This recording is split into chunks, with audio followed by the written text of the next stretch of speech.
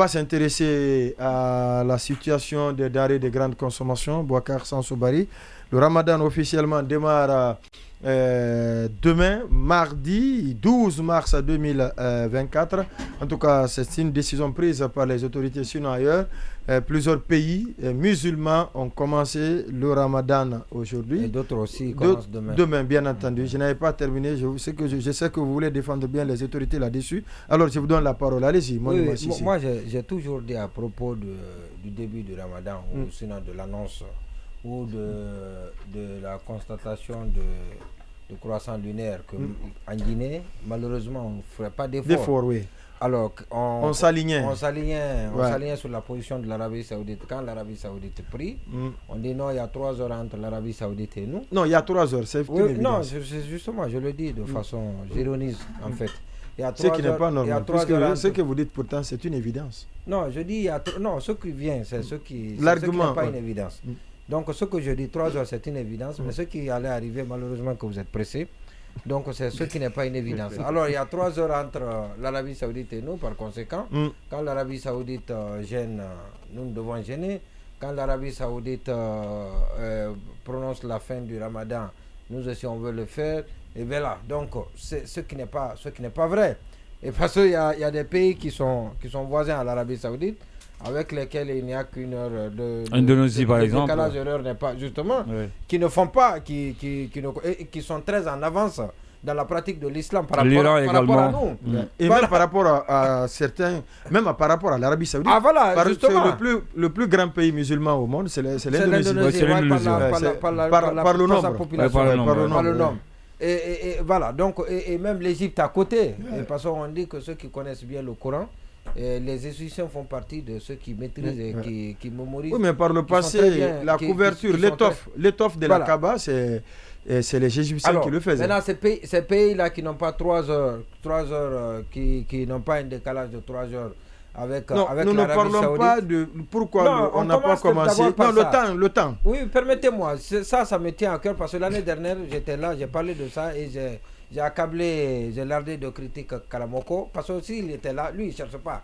Il ne demande pas aux gens de chercher. Heureusement qu'il est parti. Parce qu'on a fait un report d'un jour. Vous vous réjouissez de cela? Non, pas que je me réjouis. C'est ça aussi la marque. Oui, mais est-ce que celui qui est là aussi a fait un effort? La souveraineté. Non, est-ce que une marque de souveraineté veut dire simplement il faut décider contrairement à ce qui se passe ailleurs? Il a fait des efforts. En décidant de ne même pas. L'année dernière, nous on a gêné, c'est le lendemain que le Mali a gêné. Donc le Mali a annoncé qu'ils n'ont pas vu la lune. Donc le report là, c'est ce que vous appelez effort. Un pays, non, je n'ai pas dit que le report c'est un effort. Ah mais le report, quasiment c'est tout ça. Le report c'est pas un effort. Le fait d'avoir le courage de dire, parce que par le passé on vous dit jamais on a vu, on dit, oui mais même cette fois-ci ça n'a pas été dit, hein. Même demain c'est pas dit. Voilà, même demain, qu'est-ce qui rassure que... On n'a pas besoin de chercher aujourd'hui, parce qu'on le verra, c'est 30 jours. En 30e jour on n'a pas besoin de chercher. D'accord. Donc c'est déjà, la lune va être, tout le monde qu'elle soit observée ou pas. Voilà, non, tout le monde verra la lune. Donc je dis encore une fois, félicitations à Elaz Wouri, c'est ça, non?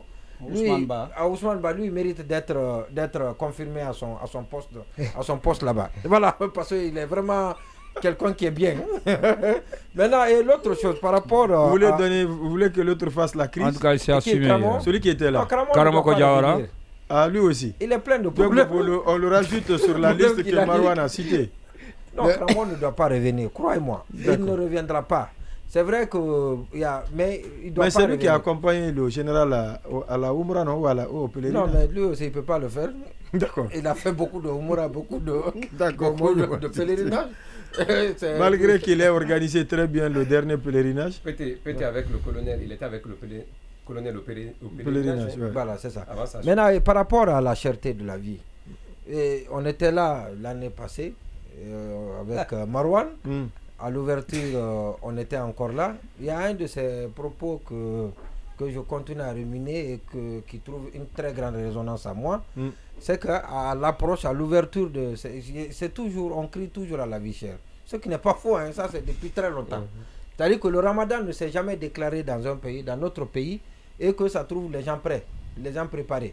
Donc c'est toujours la vie chère. Mais ce qu'on demande par contre aux autorités, et parce qu'il y a une décision qui a été prise hier et annoncée par le patronat unique de Guinée. Et Oui, la chambre. C'est la chambre, c'était la chambre qui de est commerce. membre du patronat unique. Ouais. La chambre de commerce qui est membre du patronat. Et le patronat a pris le... a fait une annonce de prix. Voilà, justement. Ce qui n'est pas observé sur le terrain. Donc, justement, oui, mais c'est malheureusement ça. Il n'y a pas... C'est pas un lien... Dans certains pays musulmans, notamment, qui ont la même proportion de musulmans dans leur pays que la Guinée, les gens profitent du Ramadan pour chercher plus de bénédictions.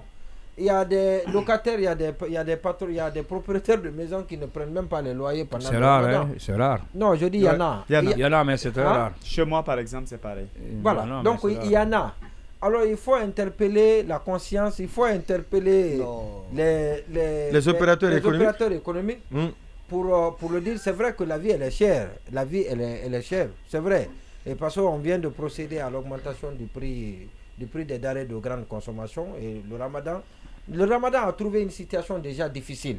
C'est pas que le Ramadan, c'est l'arrivée du Ramadan qui a en soi un problème. Mais ça l'aggrave. Non, puisque ça augmente. Le problème il est là. C'est-à-dire ça l'aggrave parce que les gens consomment au même moment, les gens achètent au même moment.